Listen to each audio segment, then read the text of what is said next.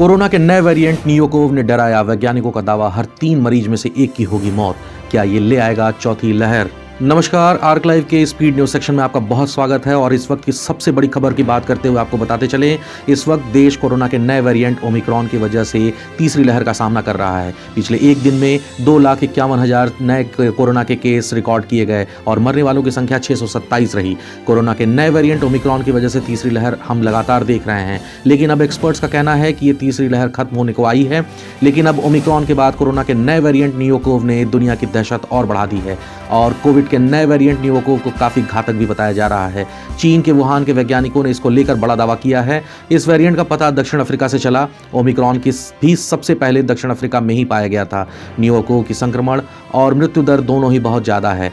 कहा तो यह भी जा रहा है कि कोरोना के इस नए वेरिएंट से हर 3 में से 1 मरीज की जान जा सकती है। हालांकि भारत के लिए अच्छी खबर है कि यह अब तक नियोकोव वेरिएंट नहीं पाया गया है।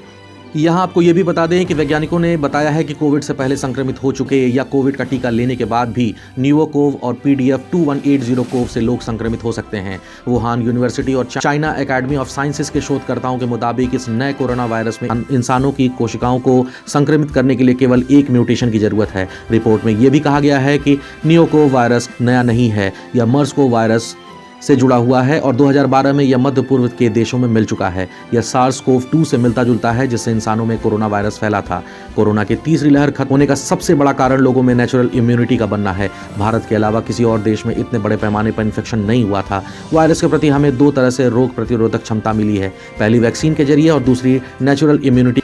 एक्सपर्ट्स का कहना है कि दूसरी लहर में जिस तरह से लोग कोरोना की चपेट में आए थे, उसके बाद लोगों की जान तो गई, लेकिन उनके शरीर में संक्रमण से उबरने के बाद नेचुरल इम्यूनिटी भी बनी है। कहा जा रहा है कि देश में इसी वजह से हमें दूसरी लहर की तुलना में तीसरी लहर का वैसा सामना नहीं करना पड़ा है। तो आपसे सिर्फ यही अपील है कि आप सुरक्षित रहें और अपने घर में रहें और मास्क का उपयोग करें।